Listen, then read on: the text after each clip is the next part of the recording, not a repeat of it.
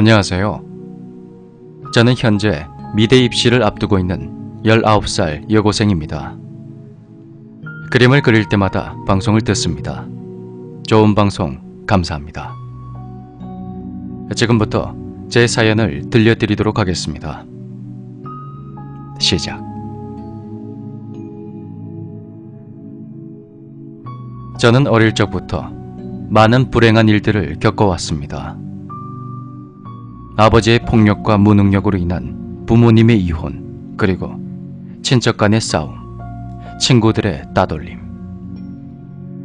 정말로 드라마에 나올 법한 많은 일들이 제 19년 인생에 담겨 있습니다. 어머니는 아버지와 이혼하신 뒤 오빠와 저를 키우시며 사회에서도 능력을 키워가시는 커리어 우먼이셨죠. 많은 시련이 닥치고 어머니가 큰 병에 걸리시기도 했지만 우리 세 식구는 모든 상황을 꾸역꾸역 헤쳐나갔습니다. 때는 우리 세 식구가 작은 임대 아파트에서 살 때 일어났던 일입니다. 당시 저는 중학생이었고 밤늦도록 학원 수업까지 듣고 와서 피곤이 몰려왔었습니다. 하지만 그날은 요즘 말대로 불금이었고 전 졸음을 참고 불타는 금요일을 혼자서라도 즐기고 싶었죠. 노트북을 켜서 웹서핑과 SNS를 둘러보며 낄낄대다 보니까 새벽 3시가 다 되었더군요. 전 안방으로 들어가서 먼저 주무시고 계신 어머니 옆에 누웠습니다. 그런데 문득 기분이 이상해서 눈을 뜨려 했는데 눈꺼풀도 몸도 움직여지지가 않습니다. 네, 가위에 눌린 것이었죠. 저는 어릴 때부터 가위에 자주 눌렸었기 때문에 그리 무섭진 않았습니다. 힘주고 발버둥을 치다 보면 언젠가 깨겠지 하면서 눈에 그렇게 힘을 주자 사물이 흐릿하게 보일 정도의 실눈이 떠지더군요. 아침인지 방 안에는 온통 노란 햇살이 비추고 있었고 거실에선 어머니와 오빠가 이야기를 나누는 소리가 들려왔습니다. 하지만 이렇게 밝은 아침에 눌리는 그런 가위는 처음이었고 아무리 발버둥을 쳐도 풀리지 않았기에 전 뭔가 묘한 기분에 휩싸이게 됩니다. 그때 방 안 문 모퉁이를 돌아서 무언가 들어오는 것이 보였습니다. 전 어머니인가 하고 눈을 더 크게 뜨려 힘을 주면서 그 물체를 바라보는데 무언가 알 수 없는 위화감이 드는 것입니다. 보통 사람이 걸어다니면 몸이 자연스레 흔들리는 게 정상입니다. 그런데 그 물체는 발에 바퀴라도 달린 듯이 미끄러지면서 방 안으로 들어오는 것입니다. 그것은 엄마가 아니었습니다. 키는 초등학생 정도로 작고 땅바닥에 긴 머리를 질질 끌며 고개를 푹 숙이고 있었는데 옷은 소복 차림이었습니다. 저는 쿵쾅거리는 심장을 어찌할 줄을 몰랐고 떴던 눈을 다시 감으려 안간힘을 썼지만 다시 감기지도 않습니다. 행여나 내가 실눈을 뜨고 있는 걸 보고 저 꼬마 귀신이 다가와서 얼굴이라도 확 들이밀면 너무나 무서워져서 어쩌나 싶었습니다. 다행히 꼬마 귀신은 그대로 엄마의 화장대 앞을 지나 베란다 쪽으로 나가더니 감쪽같이 사라집니다. 전 그 뒤로 가위에서 풀려났고 바로 거실로 달려나가 제가 본 걸 엄마에게 말했죠. 엄마는 그냥 피곤해서 그렇다며 흘려 들으셨고 저도 믿고 싶지 않아서 그냥 그런가 보다 하고 넘겼습니다. 하지만 이런 기괴한 현상은 그때뿐만이 아니었습니다. 전 그 꼬마 귀신 가위 이후로 안방이 아닌 거실에서 잠을 잤습니다. 물론 제 방이 없었던 것은 아닙니다. 제 방은 처음 이사를 왔을 땐 멀쩡했습니다. 그런데 시간이 가면 갈수록 점점 뭔가 더 차가워지고 습해지더니 침대 쪽에 곰팡이까지 생기는 겁니다. 그래서 저는 제 방을 별로 좋아하지 않았죠. 그리고 기분 탓인지 방에 있으면 자꾸 누가 있는 것만 같고 어떠한 시선이 느껴졌습니다. 엄마도 저와 함께 거실에서 주무셨고 그 가위 사건이 잊혀져 갈 때쯤이었습니다. 그날도 거실에 누워 TV를 보다가 잠이 와서 TV를 끄고 잠에 들려는 찰나였습니다. 갑자기 현관 센서 등이 켜지는 겁니다. 전 갑자기 눈을 번쩍 뜨고 상체를 일으켜 현관 쪽을 바라보았습니다. 주황색의 현관 센서는 보란듯이 홀로 켜져 있었고 전 멍하니 그걸 바라보았죠. 몇 초 후 센서 등은 꺼졌고 전 오작동이겠거니 하며 이불을 쓰고 누웠습니다. 곧 잠이 들려는 찰나 그 센서 등이 또다시 켜졌고 전 벌떡 일어나 현관 쪽을 다시 바라봤지만 아무도 없었습니다. 전 현관 센서가 꺼질 때까지 현관 쪽을 물끄러미 쳐다보았습니다.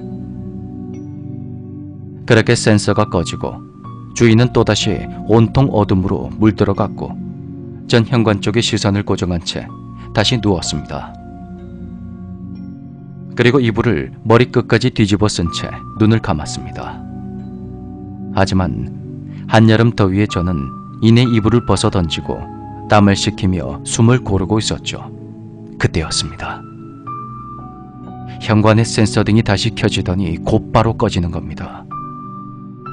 원래 센서 등이란 게 한 번 켜지면 몇 초 동안 켜졌다가 꺼지는데 그런 텀이 없이 꺼졌다 켜졌다 그렇게 빠르게 반복하고 있었습니다. 전 너무 무서워서 일어나지도 못하고 누워서 밝았다 어두워졌다 하는 천장을 바라보며 공포에 떨어야만 했죠. 천천히 이불을 가져와서 땀이 식지 않은 몸을 완전히 덮고 덜덜 떨면서 어서 잠에 들길 기도했습니다. 그리고 정신을 차려보니 아침이더군요. 저는 간밤의 일을 어머니나 오빠에게 말하지 않고 그냥 오작동이라 믿으며 그 일을 덮어버렸습니다. 그 뒤로 저는 혼자 집에 있는 것이 무서워졌습니다.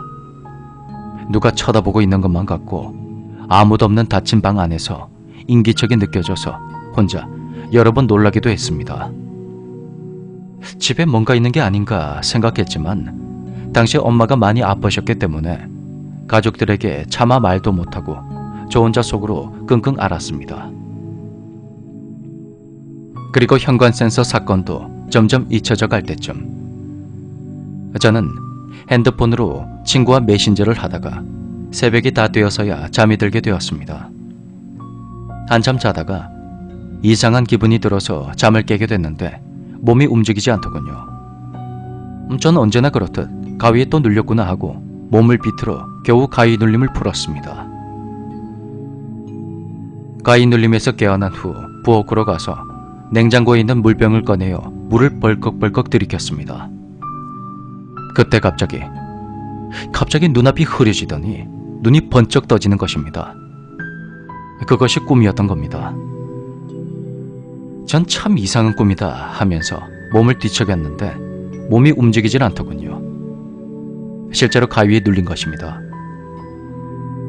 있는 힘을 다해서 가위를 풀고 부엌으로 나갔고 냉장고에 물병을 꺼내 물을 마셨는데 또다시 눈앞이 흐려지는 겁니다. 눈을 감아 떴더니 제가 또다시 이불 위에 누워서 가위에 눌려 있더군요.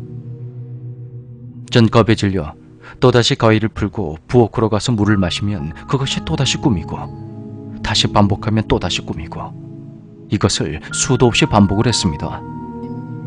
그런데 다시 눈을 뜨니 이번엔 뭔가 조금 다르더군요. 천장을 보고 있던 제 시선이 텔레비전 옆에 놓인 가스난로를 향해 있었고 난로 옆쪽에 머리가 아주 긴 여자아이가 절 물끄러미 쳐다보고 있는 겁니다. 정말 너무 무서워서 눈물까지 났습니다.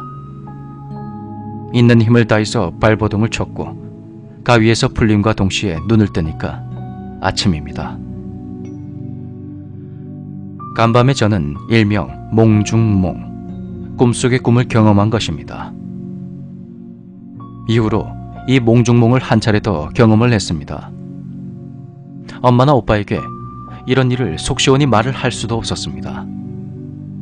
그렇게 속으로 혼자 앓으며 제가 겪은 무서운 일들을 애써 잊으며 그렇게 지내던 중 우리 가족은 진짜 우리 집을 마련해서 이사를 갔습니다.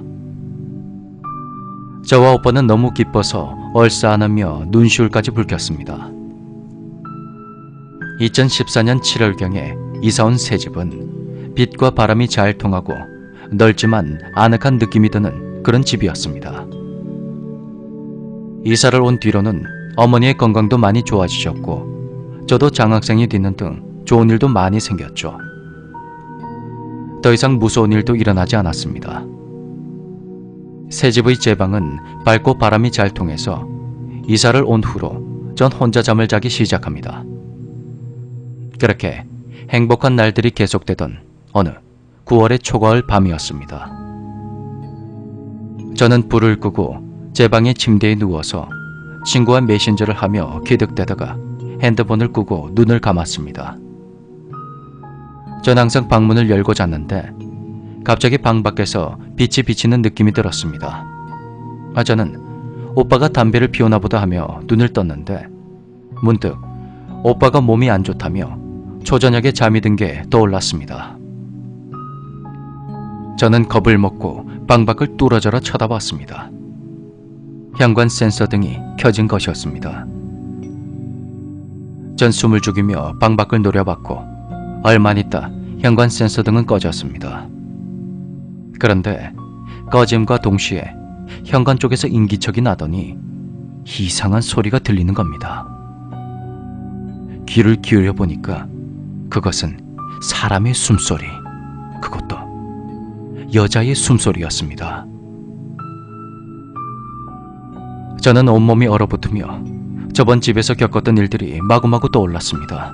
그리고 공포 끝에 화가 치밀러 올랐습니다. 가정 모두 지금까지 충분히 불행했지만 남에게 해를 끼친 적도 없고 운을 바란 적도 없었습니다.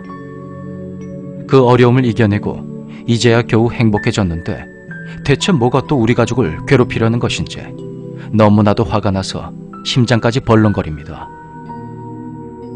전 침대에서 일어나 제 책상에 놓인 홈키파를 들었습니다. 혹시라도 뭔가가 튀어나오면 뿌려버릴 생각으로 그랬던 것 같습니다. 방에 불을 켜고 현관으로 달려나갔지만 그 숨소린 온데간데 없이 사라졌고 전 한참 동안 현관 쪽을 노려보며 마음속으로 외쳤습니다. 만일 나쁜 존재라면 더 이상 우리 집에 들어오지 말아달라고 말입니다. 우리 세 식구 정말 말로는 다 못할 고생들을 했는데 이젠 좀 평화롭게 살아도 되지 않겠냐며 전 속으로 울분을 토했습니다. 만약 당신이 귀신이라면 미련 두지 말고 그만 갈 곳으로 가시라고 그리 외쳤습니다. 그렇게 외치며 현관을 노려보고 있자니 또다시 몰려오는 공포감에 전 재빨리 방에 불을 끄고 어머니가 주무시는 안방으로 달려가 어머니 옆에서 밤을 지새웠습니다. 어머니께서는 독실한 불교 신자라서 이사 올 때 작은 불상 하나를 안방에 두었기 때문에 이곳엔 그 존재가 들어오지 못할 것만 같았습니다. 그로부터 얼마 후 전 꿈을 꾸게 됩니다. 방에서 자고 있다가 문득 깨어났는데 새벽이었는지 베란다에 푸르스름한 빛이 들어오고 있더군요. 그런데 침대 끝에 아담한 체구에 하얀 한복을 차려입고 하얗게 센 머리를 쪽진 할머니 한 분과 머리가 긴 어린 여자아이가 등을 돌린 채 앉아있는 것입니다. 신기하게도 하나도 무섭지가 않고 뭔가 그립고 정겨운 느낌이 들더군요.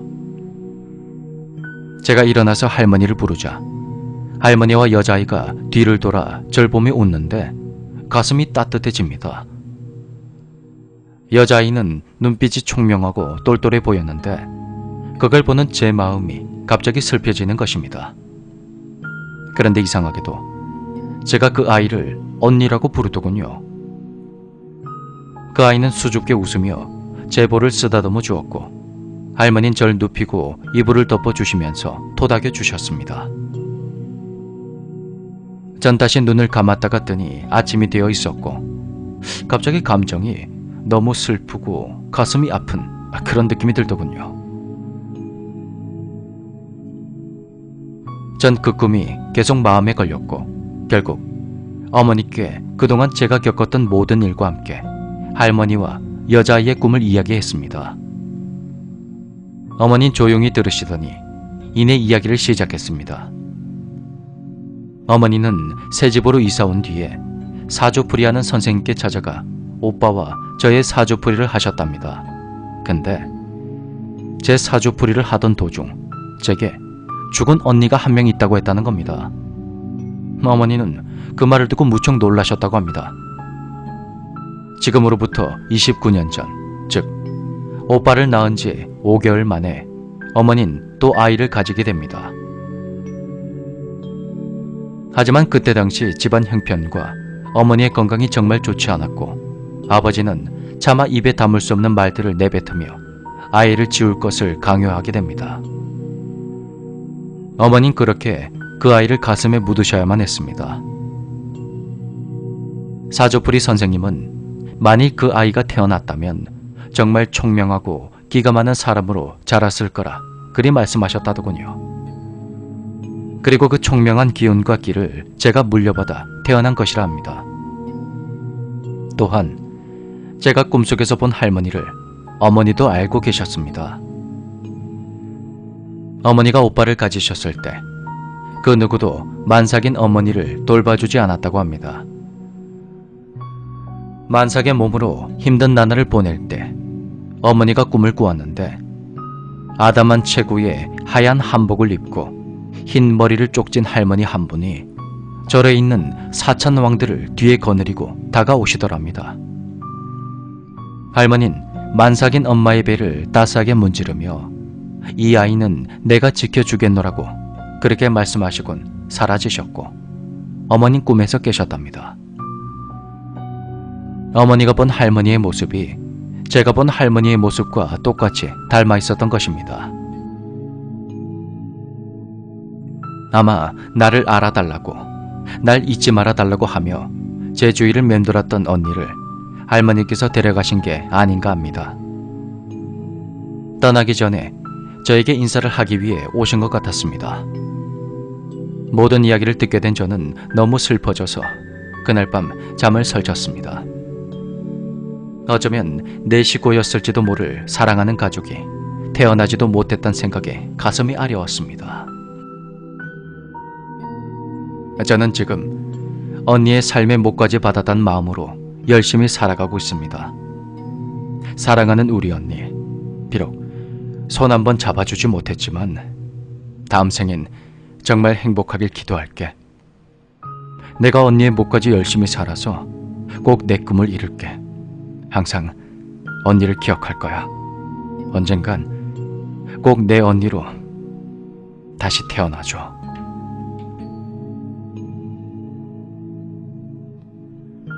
그리고 마지막으로 지금은 아버지도 참회를 하시고 열심히 살고 계십니다. 산무이 시청자 여러분들도 행복한 날들만 계속되길 바라며 이만 줄이도록 하겠습니다. 감사합니다.